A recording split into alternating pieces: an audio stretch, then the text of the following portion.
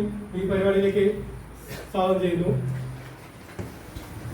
നമ്മുടെ ഈ പരിപാടി ഒരു നാട്ടിലെ SSLC +2 കഴിഞ്ഞ കുട്ടികളെ അനുമോദിക്കുന്നതോടൊപ്പം അതുപോലെ തന്നെ ഉയർന്ന രീതിയിൽ പിന്നെ വിദ്യാഭ്യാസം നേടിയ കുറെ കുട്ടികളുണ്ട്. അതായത് പ്രൊഫഷണൽ കോളേജുകളിൽ ഉയർന്ന വിദ്യാഭ്യാസം നേടിയ ഉയർന്ന ക്വാളിഫിക്കേഷനിൽ പാസ്സായ ഒരുപാട് നമ്മുടെ വിദ്യാഭ്യാസ മേഖല ഇന്ന് വളരെയധികം മെച്ചപ്പെട്ട ഒരു രീതിയിലേക്കാണ് കാര്യങ്ങൾ മുന്നോട്ട് പോയിക്കൊണ്ടിരിക്കുന്നത്. ഈ കാര്യങ്ങൾ ഈ വിദ്യാർത്ഥികളെല്ലാം മനസ്സിലാക്കിക്കൊണ്ട് തന്നെ ഇത്തരത്തിന് വേണ്ടി സാധിച്ചില്ല. ഇന്നെന്തായാലും എല്ലാവർക്കും വിദ്യാഭ്യാസം ഇതിന് കൂട്ടായി പ്രവർത്തിക്കുന്നവർക്കെല്ലാം തന്നെ വിദ്യാഭ്യാസം നൽകുന്നതിനുള്ള ഒരു സാഹചര്യം ഇന്ന് രാജ്യത്ത് ഉയർന്നുകൊണ്ടിരിക്കുന്നു. ഇന്ന് വിദ്യാഭ്യാസ മേഖല വലിയ മേഖലയിലേക്ക് കടന്നുപോയിക്കൊണ്ടിരിക്കുകയാണ്. വിദ്യാർത്ഥികൾ ഇതെല്ലാം മനസ്സിലാക്കിക്കൊണ്ട് തന്നെ ഇനിയും മുന്നേറുന്നതിന് വേണ്ടി കൂട്ടായി ശ്രമിക്കണം എന്നുകൂടി ഓർമ്മിപ്പിച്ചുകൊണ്ട് ഈ പരിപാടി ഉദ്ഘാടനം ചെയ്ത് സംസാരിക്കുന്നതിന് വേണ്ടിയും രജീഷ് മാഷെ നമസ്കാരം തിരിച്ചൊന്നൂടെ.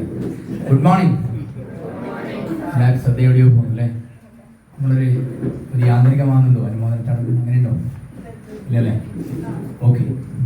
ഈ ഒരു ചടങ്ങിന്റെ അധ്യക്ഷൻ ബാലേട്ടൻ, അതുപോലെ സ്വാഗതം പറഞ്ഞ ഗ്രാമദീപം വായനശാല സെക്രട്ടറി ലിപേഷ്, അതുപോലെ വേദിയിലും സദസ്സിലുമുള്ള മറ്റ് വിശിഷ്ട വ്യക്തികൾ, അതുപോലെ ഏറെ സ്നേഹം നിറഞ്ഞ ഇന്ന് അനുമോദനം ഏറ്റുവാങ്ങുന്ന ഈ മേഖലയിലെ മികച്ച വിജയം നേടിയ കുട്ടികളെ, അവരുടെ രക്ഷിതാക്കളെ, നാട്ടുകാരെ.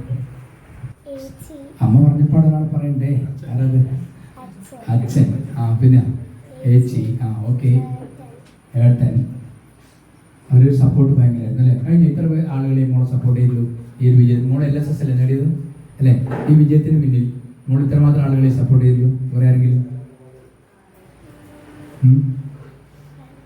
അല്ലേ? ഇത്രയാണ് മോള് അല്ലേ? ഓക്കെ. അപ്പൊ മോള് വളരെ നല്ല കൈയ്യിൽ കൊടുക്കാം നമുക്ക് അല്ലേ? വളരെ സുന്ദരമായി മോൾ പറഞ്ഞു കഴിഞ്ഞു. മോളുടെ വിജയത്തിൽ മോള് മാത്രമല്ല അവകാശി കുറേ ആളുകൾ. അതാണ് ഇവിടെ നിരക്കുന്നത്. നമുക്കറിയാം അല്ലെ? ഇവിടെ ഇപ്പോൾ 3 കുടുംബശ്രീ ഉണ്ട്. പരീക്ഷ നീറ്റ് പരീക്ഷയിൽ 150ാമത്തെ റാങ്കും കേരളത്തിൽ 1ാമത്തെ റാങ്കും ആ കുട്ടിക്ക് നീറ്റ് പരീക്ഷയിൽ നേടാൻ വേണ്ടി പറ്റും. ആ കുട്ടിയെക്കുറിച്ചുള്ള ഫീച്ചേഴ്സ് പത്രത്തിൽ വന്നാൽ എല്ലാവരും വായിച്ചിട്ടുണ്ടാവും. കുട്ടിയുടെ ഒരു സംസ്കാരം വായിച്ചെടുത്തിട്ടുണ്ടാവും. എത്ര മണിക്കൂറാണ് പഠിക്കുന്നത്? 12 മണിക്കൂർ എല്ലാ ദിവസവും പഠിക്കുന്നു. മൊബൈൽ ഫോൺ മാറ്റിവെച്ചുള്ള പഠന രീതികൾ, ലക്ഷ്യബോധം വെച്ചുകൊണ്ടുള്ള പഠന രീതികൾ, ഇങ്ങനെ വളരെ കൃത്യമായ അച്ചടക്കത്തോടുള്ള പഠനമാണ് ആ കുട്ടിയെ എവിടെ എത്തിച്ചിട്ടുള്ളത്? ഈ 1ാം റാങ്ക് കേരളത്തിൽ. അപ്പം ജിപ്മർ എന്ന് പറയുന്ന MBBSന്റെ കുട്ടികൾ ചേരാൻ ആഗ്രഹിക്കുന്ന ഇന്ത്യയിലെ ഏറ്റവും വലിയ പ്രീമിയർ ഇൻസ്റ്റിറ്റ്യൂഷനായ ജിപ്മറിലേക്കാണ് കുട്ടി അഡ്മിഷൻ എടുത്ത് പോകാൻ വേണ്ടി പോകുന്നത്. അവിടെ ഇറങ്ങുന്ന ഡോക്ടേഴ്സൊക്കെ അത്രയും മികച്ച ഡോക്ടേഴ്സ് എന്നാണ് നമ്മുടെ ഗ്രൂപ്പ്. ആ രീതിയിലുള്ള ഒരു സംവിധാനത്തിലേക്കാണ് ആ മകൾ നടന്നത്. മറ്റൊരു പ്രത്യേകതയുണ്ട്. ആ കുട്ടി പഠിച്ചു വന്നത് പൊതുവിദ്യാലയത്തിൽ, മുഴുവൻ മലയാള മീഡിയത്തിൽ പൊതുവിദ്യാലയത്തിന്റെ ഭാഗമായി പഠിച്ചു വന്ന് വ്യക്തമായ ഇച്ഛാശക്തിയോടുകൂടി ലക്ഷ്യബോധത്തോടുകൂടി ഉയർന്നു വന്ന ദീപ്നി എന്ന് പറയുന്ന പെൺകുട്ടി